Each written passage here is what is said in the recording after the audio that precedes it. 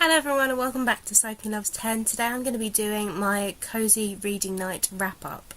I didn't manage to do it on the Friday night, which it was meant to be. This is the readathon by Lauren, from Lauren and the Books. I didn't manage to do it on the Friday night because I had some friends over unexpectedly.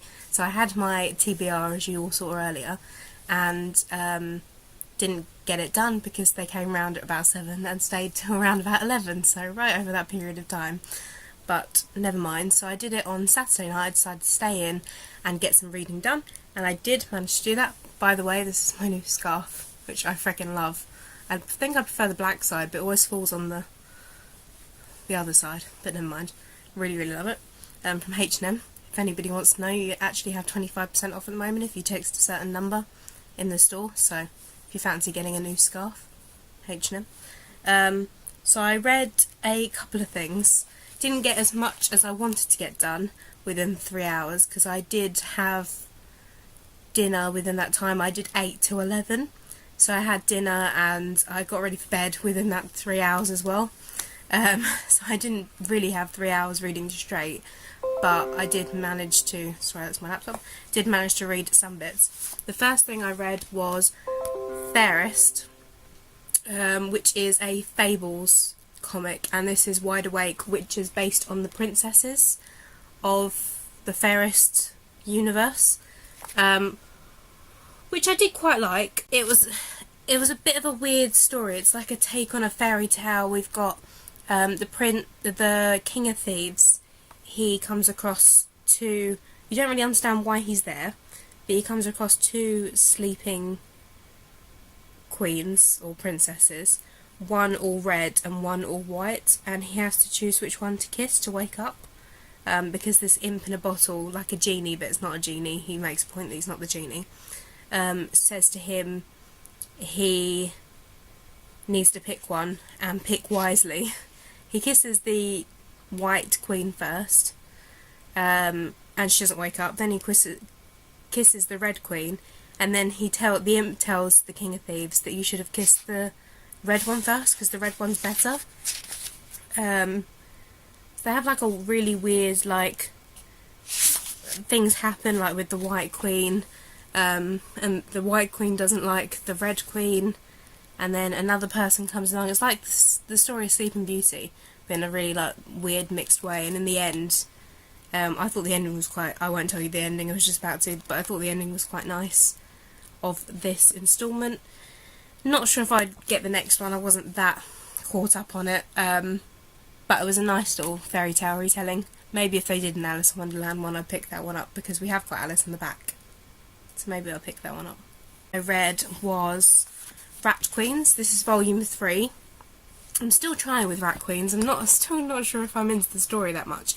If you haven't read 1 and 2, you won't know what the hell I'm talking about. But they're just finding out more about themselves.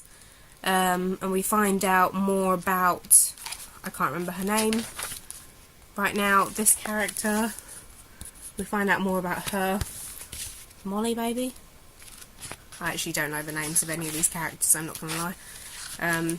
But we find out more about her story and her past, and they go visit her university, and things come from that. And we find a little bit more about the others' paths as well. They had like a weird in the back about this warrior thing, like a snippet of something else. This person here, and it's really weird.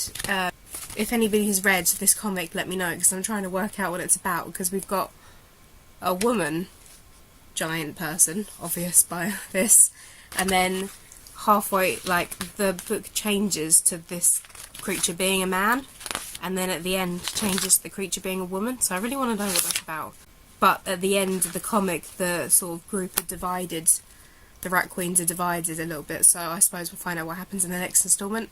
Again, not sure if I'm going to get the next instalment. I feel a little bit invested now I'm on number 3, but I'm not sure about that one.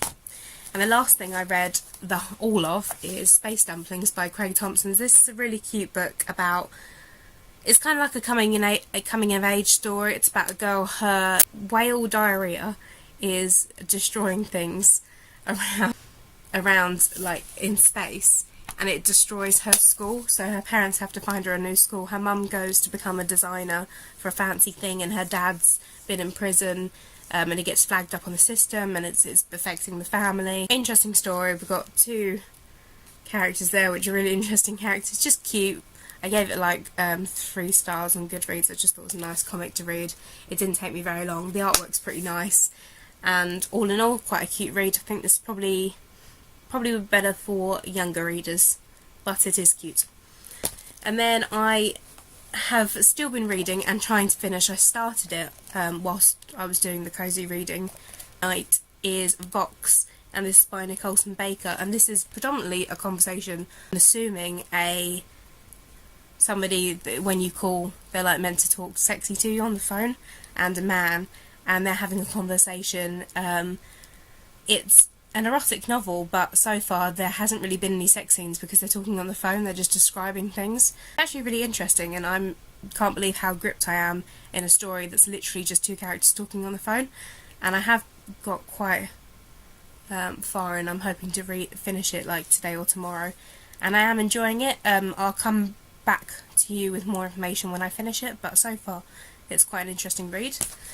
And then the other one that I didn't get to read is Sweet Home by Cara Spray, and I will read this, I think, in my winter holidays now, because I've got a ton of books to read for my course, and I'm still getting my way through the Night's Watch. I've got like 150 pages left. It's a busy time at the moment, but that is what I managed to read during the Cosy Reading Night. There, we're going to include Vox, even though I got it halfway through. Yeah, that is what I have been up to so far. I'll give you a sneak peek as well. I did a little bit of shopping today after university, and I went to Space NK. There's a new one in Regent Street which I'd recommend going to because it's really, really nice. And I picked up my favourite hand cream of all time. I get really, really dry hands during the winter, and this stuff is really good. It's the Laura Mercier creme brulee hand cream, and it smells really, really sickly sweet, so if you like that kind of thing, you will love this. Thought I'd show you that because I got it today and it's on my bed waiting for me to open it properly. And that is it from me.